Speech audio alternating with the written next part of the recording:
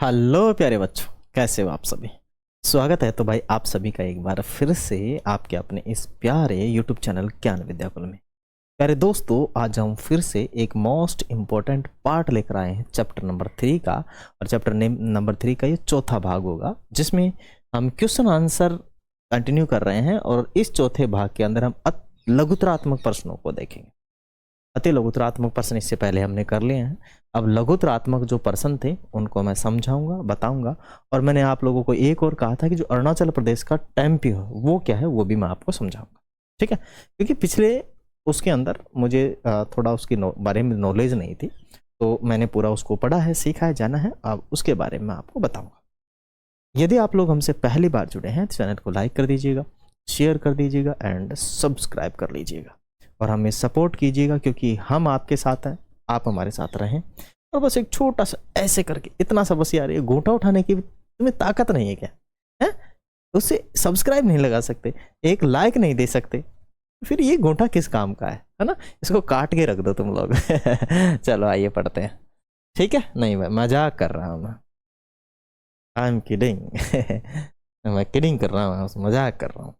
तो हम पढ़ेंगे आज चौथा भाग, और उसमें हम पढ़ने वाले हैं लघुतरात्मक प्रश्न, ठीक है।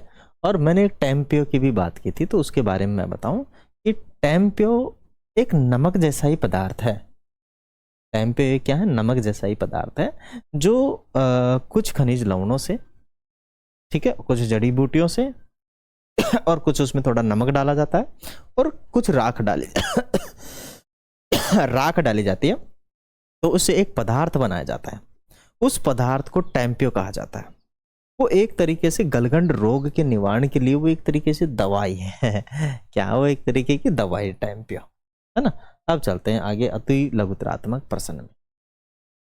सवाल है कि ध्रुवीय भालू शीत निष्क्रियता के समय बिना खाए जीवित कैसे रह जाता है? ध्रुवीय भालू, ध्रुवीय भालू का मतलब है कि जो ध्रुवों पर भालू रहते हैं, वो बिना खाए पिए 4-5 महीने जिंदा रह जाता है शीत निष्क्रियता के समय।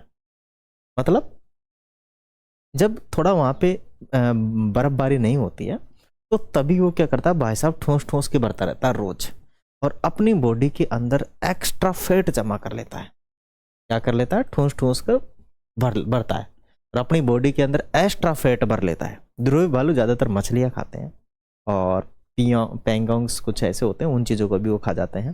तो उनमें फैट की मात्रा ज़्यादा होती है और वो अपने शरीर के अंदर फैट स्टोर कर लेता है। फिर 4-5 महीने जब बर्फ़ पड़ती है, वो अपनी एक जगह देखता है जहाँ पे गर्मी रहे, थोड़ी बहुत नॉर्मल गर्मी नहीं, वैसे बर्फ़ के अंदर ही देखता है वो। तो वहाँ पर वो घुस के पड़ जाता है, चुपचाप सो जाता है। 4-5 महीने बाद ही उठता है फिर वो।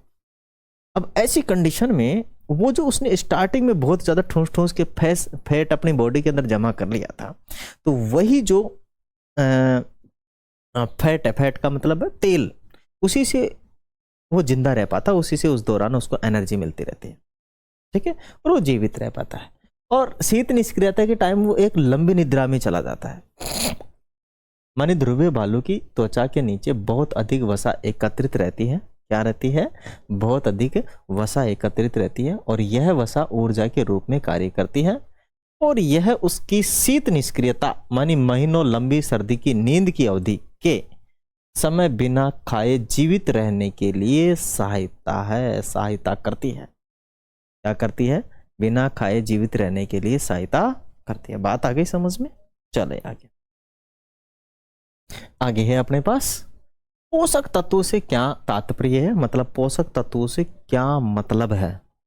प्रमुख पोषक तत्वों के नाम बताइए। तो जो खाद्य घटक ऊर्जा प्रदान करते हैं, जो खाद्य घटक ऊर्जा प्रदान करते हैं, हम शारीरिक वृद्धि में सहायता करते हैं, रोगों से सुरक्षा, रोगों को ठीक करने में सहायता करते हैं, और विभिन्न शारीरिक क्रियाओं को सुचारू बनाते हैं, उन्हें हम पोषक तत्व कहते हैं। मतलब क्या हुआ कि मतलब ऐसी चीजें जो हमें ऊर्जा प्रदान करती है। अब कोई भी चीज खाओ, जैसे आप फैट की चीज खाओगे, घी खाओगे, ऊर्जा प्रदान करेगी, ठीक है। कार्बोहाइड्रेट वाली चीज खाओगे, वो भी हमें ऊर्जा प्रदान करेगी, है ना। शरीर में वृद्धि में सहायता करेगी। यदि हम प्रोटीन वाली चीज़ें खाएंगे तो वृद्धि होगी, ठीक है। और विटामिन्स खाएंगे तो जो अपना शरीर है उसके अंदर जो रोग हैं वो नहीं आएंगे और रोगों से हमें मुक्ति मिलेगी, रोग नहीं आने देंगे और कुछ रोगों को ठीक करने में भी सही रहेंगे। तो आहार के प्रमुख पोषक तत्वों में कार्बोहाइड्रेट है, प्रोटीन है, वसा है, विटामिन है और खनिज है। खनिज, ये सब पोषक तत्व, प्रमुख पोषक तत्व हैं। क्या है ये सब? प्रमुख पोषक तत्व है ना। आप लोग नोट डाउन कर सकते हैं, देयर इज नो इश्यू, है ना। You can note down this. आगे चलिए। आगे है आहार्य रेशे हमारे शरीर को कोई पोषक तत्व प्रदान नहीं करते हैं, फिर भी यह हमारे आहार का आवश्यक घटक क्यों होना चाहिए? ये हमारे आहार का आवश्यक घटक क्यों होना चाहिए? देखो, आहार्य रेशे जिन्हें हम रुक्षांश भी कहते हैं, जिन्हें हम क्या कहते हैं? रुक्षांश भी कहते हैं, हमारे शरीर को कोई पोषक तत्व प्रदान नहीं करते हैं, फिर भी ये हमारे शरीर, ये हमारे आहार का एक आवश्यक घटक होना चाहिए। क्या होना चाहिए? आवश्यक घटक होना चाहिए, क्योंकि यह हमारे शरीर को अनपचे आहार से छुटकारा दिलाने में मदद करते हैं। जो भी हम खाना खाते हैं, अनपचा जो खाना होता है उसको पचाने में हमारी मदद करते हैं, हमारे उस पेट की मदद करते हैं, स्टमक की मदद करते हैं और मल के सुचारू निकास को सुनिश्चित करते हैं। माने जो मल जो है, मल का मतलब है हम कहें जो यूरिया है, यूरिया कहें या फिर मल ही मान लो, यूरिया ही होता है वो एक तरीके से, जो बाहर निकलता है, मतलब जो खाना खाने के बाद, पचने के बाद जो लैट्रिन के द्वारा जो बाहर निकलता है उसको बाहर निकालने में मदद करता है, ठीक है। क्या करता है? मदद करता है। जल हमारे भोजन का एक अनिवार्य अंश क्यों है?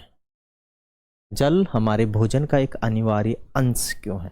मानी जल हमारे भोजन का एक अनिवार्य अंश होता है क्योंकि यह भोजन से पोषक तत्वों को अवशोषित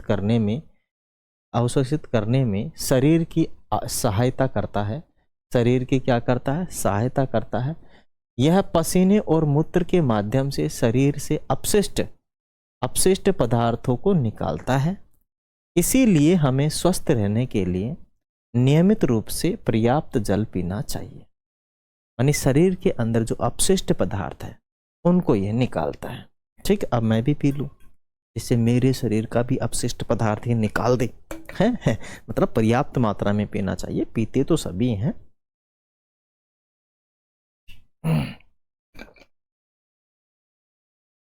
वैसे गले में खराश हो रखी है, बोलता हूँ कभी कभी चुभन सी होती है ना। ठंडे मौसम के अंदर, मौसम ठंडा है और मैं ठंडी चीजें खा गया तो ठंडा पानी पी गया, इस वजह से थोड़ी खराश हो रही है, जिसे हम कहते हैं थ्रोट इरिटेशन। पीएम पोषण योजना क्या है? पीएम माने होता प्रधानमंत्री पोषण योजना। तो प्रधानमंत्री पोषण योजना क्या है? मानी सन 2002 में मध्याह्न भोजन योजना लागू की गई, जिससे प्रधानमंत्री पोषण शक्ति निर्माण योजना पीएम पोषण कहा जाता है। और इस योजना का उद्देश्य भारत के सरकारी और सरकारी सहायता प्राप्त स्कूलों में संतुलित आहार उपलब्ध कराना है। और इस योजना ने देश में करोड़ों बच्चों के स्वास्थ्य और पोषण को बेहतर बनाने में महत्वपूर्ण भूमिका निभाई है। क्या किया है? महत्वपूर्ण भूमिका निभाई है, ठीक है। मतलब समझिए कि 2002 में मध्याह्न भोजन का मतलब है कि जब स्कूलों के अंदर रेस्ट होता है तो उसके अंदर बच्चों को भोजन खिलाया जाता है। खैर, क्या भोजन खिलाया जाता है? मतलब सरकार तो पैसा दे रही है, लेकिन बीच के अधिकारी और स्कूल वाले जो है ना, उस खाने को ही खा जाते हैं, बेचारे को पानी देते हैं बस ना, रोटी के नाम पे जली रोटियां देते हैं। इतनी दुर्दशा कर रखी है ना। आप खाने को चेक कीजिए, क्या वो घर में बनने वाला खाना है? नहीं, 100%, मतलब उसके अंदर 50% घर का स्वाद है ही नहीं। बेकार है। और बच्चे क्या करें, मजबूरी में खाते हैं, शिकायत कर नहीं सकते, उसी विद्यालय में पढ़ते हैं और उसी विद्यालय का जो टीचर होता है ना, वो उसका सर्वे सर्वा होता है। अब शिकायत करे तो वो मारे, नहीं करे तो खुद मर रहे हैं खा के। पैसा सरकार पूरा दे रही है, कर भी क्या सकते हैं, है ना। और जांच जो आती है वो उनसे ही पैसा लेके फ्री होके चली जाती है, ठीक है ना। माने मध्याह्न भोजन योजना लागू की गई, जिसमें प्रधानमंत्री पोषण शक्ति योजना जिसे हम पीएम पोषण कहा जाता है। और इस योजना का उद्देश्य भारत के सरकारी और सरकारी सहायता प्राप्त स्कूलों में संतुलित आहार उपलब्ध कराना है। और इस योजना ने देश भर में करोड़ों बच्चों के स्वास्थ्य और पोषण को बेहतर बनाने में महत्वपूर्ण भूमिका निभाई है। एक बात और बताओ, अभी अभी जस्ट 2-4 दिन की बात है, यूपी के अंदर, ठीक है, 7 लीटर दूध के अंदर 3 लीटर दूध मिला के 10 लीटर बना के बच्चों को पिला दिया जाता है। और वो दूध भी नहीं, थैली वाला दूध आता है ना किसी डेयरी का, वह तो पहले ही जहर होता है, ठीक है ना। आधे से ज्यादा तो वो ही है, ये कास्टिक सोडा वगैरह से बन के आता है वो, है ना, आधे से ज्यादा। क्योंकि दूध इतना उत्पादन नहीं हो रहा है जिससे ज्यादा की मार्केट में बिक रहा है, और फिर घी भी बिक रहा है। अब करे तो करे क्या देश, भाई करे तो करे क्या, है ना। हाँ, मेरे हिसाब से कि जो भी मिलावट करे उस पर 100 करोड़ का जुर्माना लगाना चाहिए, 100 करोड़ का। जो भी मिलावट करता हो पकड़ा जाए, 100 करोड़ का जुर्माना लगाए। अगर वो नहीं दे तो उसकी पूरी संपत्ति बेच दी जाए, उसको नंगा कर दिया जाए। नंगे का मतलब है उसकी पूरी संपत्ति बेच दी जाए और वसूल किए जाए 100 करोड़ रुपए, 10 साल की जेल की जाए। भारत के अंदर मैं 1000% कह सकता हूँ मिलावट खत्म हो जाएगी, खत्म। जुर्माना ही 100 करोड़ का रखे। अब जुर्माना सरकार रखती है 1 लाख का, और उससे ज्यादा तो कमा लेता है, फिर करेंगे बोले 1 लाख का लग गया तो जेल में जाने नहीं देते, जेल में डालते नहीं है। तो 10 साल की जेल करो, 100 करोड़ का जुर्माना करो। अगर फिर भी मतलब वो करता है तो उसकी पूरी संपत्ति बेचो, उसके बच्चे के नाम, उसकी पत्नी के नाम, उसके परिवार के नाम की संपत्ति भी बेच दो, उसके पिताजी के नाम की संपत्ति बेच दो, तभी लाइन पे आएंगे लोग, ऐसे नहीं आएंगे, ठीक है। चलिए, तो आगे अपने पास है प्रबलीकरण, जैसे हम कहते हैं फोर्टिफिकेशन। फोर्टिफिकेशन से आप क्या समझते हैं, मानी प्रबलीकरण या फोर्टिफिकेशन से आप क्या समझते हैं। मानी प्रबलीकरण व फोर्टिफिकेशन वह प्रक्रिया है जिसके द्वारा आहार की पोषण गुणवत्ता को बेहतर बनाने के लिए इसमें अधिक पोषक तत्व मिलाए जाते हैं। आयोडीन युक्त नमक और शिशु आहार फोर्टिफाइड खाद्य पदार्थों के उदाहरण है। फोर्टिफाइड खाद्य पदार्थों के क्या है, उदाहरण है। माने प्रबलीकरण, फोर्टिफिकेशन वह प्रक्रिया है जिसके द्वारा आहार की पोषण गुणवत्ता को बेहतर बनाने के लिए उसमें अधिक पोषक तत्व मिलाए जाते हैं। आयोडीन युक्त नमक और शिशु आहार फोर्टिफाइड खाद्य पदार्थों के उदाहरण है। फोर्टिफाइड खाद्य पदार्थों के क्या है, उदाहरण है। आई थिंक आप लोग समझ गए होंगे, ठीक है। आई थिंक आप लोग क्या हो गए होंगे, समझ गए होंगे। चलें आगे, आगे चलते। मानी कच्ची और पक्की साग भाजी में आप क्या अंतर देखते हैं, ठीक है। कच्ची और जो पक्की साग सब्जी, मतलब कच्ची एक तो हम मार्केट से लाएं, धो धा के उसको काट के रख लें, वो होती है कच्ची। और उसकी सब्जी बना के, उसको गर्म करके सब्जी बना के फिर खाएं, वो होती है पक्की हुई सब्जी। कच्ची सब्जी के अंदर विटामिन की मात्रा ज़्यादा होती है, पकी हुई सब्जी के अंदर विटामिन की मात्रा कम हो जाती है। जैसे विटामिन सी है तो वो तो भाई साहब गर्म करने पर उड़ जाता है, ठीक है ना। विटामिन सी क्या हो जाता है, गर्म करने पर उड़ जाता है, ठीक है ना। तो इसीलिए यही कमी होती है। मानी पकाए जाने पर साग भाजी कभी कभी अपना जो चटक रंग खो देती है, चटक रंग खो देती है और नरम या कम कुरकुरी हो जाती है। खाना पकाते समय उच्च ताप के कारण उसमें विटामिन सी जैसे कुछ पोषक तत्व नष्ट हो जाते हैं। क्या हो जाते हैं, नष्ट हो जाते हैं। चलिए आगे। खिलाड़ियों को अधिक मात्रा में प्रोटीन, खिलाड़ियों को अधिक मात्रा में प्रोटीन की आवश्यकता क्यों होती है, ठीक है। तो देखो, खिलाड़ी बहुत ज़्यादा मेहनत करते हैं, मेहनत ज़्यादा करते हैं तो उनकी जो मसल्स है वो डेवलप होनी चाहिए, बॉडी ऐसी वाली बॉडी बनी रहनी चाहिए। ये तो नॉर्मल है ना, जीरो बॉडी है मेरी तो, पर मैं कभी कभी दिखा देता हूँ, देखो मेरी बॉडी। ऐसा नहीं है, अपने तो कुछ एक्सरसाइज वगैरह भी नहीं करते हैं इतनी खास, नॉर्मल ना, नॉर्मल करते हैं कभी कभार, समटाइम्स। तो खिलाड़ी बहुत ज़्यादा मेहनत करते हैं, सुबह उठते हैं, सुबह 4 बजे 3 बजे उठ जाते हैं भाई साहब, एक्सरसाइज करने लगते हैं, क्या बुरी एक्सरसाइज करते हैं, खतरनाक, तभी वो बड़े बड़े मैच जीत पाते हैं। ठीक है, इसीलिए वो बहुत ज़्यादा मेहनत करते हैं, इसलिए उनके मसल्स जो है डेवलप हो जाए, इसीलिए अगर उनको बहुत ज़्यादा मेहनत करें, प्रोटीन नहीं दे तो कमज़ोर हो जाएंगे। ठीक है, ताकत नहीं रहेगी, मानी प्रोटीन हमारे शरीर को वृद्धि और मरम्मत में सहायता करता है, इसीलिए खिलाड़ियों को अपनी मांसपेशियां बनाने के लिए, मसल्स यानी मांसपेशियां बनाने के लिए अधिक प्रोटीन की आवश्यकता होती है। प्रोटीन किस में मिलता है? दूध में मिलता है, अंडे में मिलता है, पनीर में मिलता है, ठीक है, और दाल में मिलता है, इनमें प्रोटीन मिलता है। तो ये चीज़ें हमें ज़्यादा खानी चाहिए। मांस में भी मिलता है, लेकिन कुछ कुछ लोग भाई शाकाहारी ज़्यादा होते हैं, तो मैं मांस सजेस्ट नहीं करता हूँ। जो लोग खाते हैं वो खा सकते हैं। मांस में चिकन हो गया, मटन बने तो मुर्गा बकरा हो गया, मछली हो गई, ठीक है, अंडे हो गए, ये आप सेवन कर सकते हैं।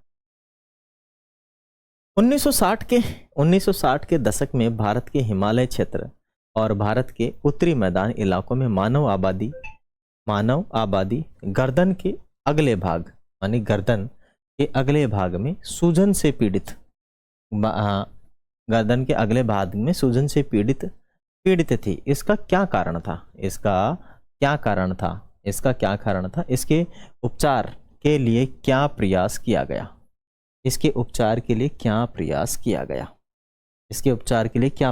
गया? माने 1960 के दशक में भारत के हिमालय क्षेत्र और भारत के जो उत्तरी मैदान इलाके में मानव आबादी गर्दन के अगले भाग, मानी ये वाला ना, ये वाला, ये जिसे बोलते हैं, ये है ना, इधर वाला, ग्वाइटर रोग हो जाता था। ठीक है, और आयोडीन की मात्रा सरकार ने लागू कर दी थी, और सप्लीमेंट देके अब जो भी नमक देगी उसमें आयोडीन युक्त नमक आएगा। कोई भी कंपनी बनाएगी, अगर उसमें नहीं होगा शिकायत कर दें, जेल में जाएंगे सब लोग। ठीक है, तो ये किया उन्होंने, आयोडीन युक्त नमक दिया। अब लगभग कोई लाखों में 1-2 केस आ जाते हैं, अदरवाइज ऐसा कोई केस है ही नहीं। चलिए आगे चलते हैं। उपचार क्या हुआ देखो।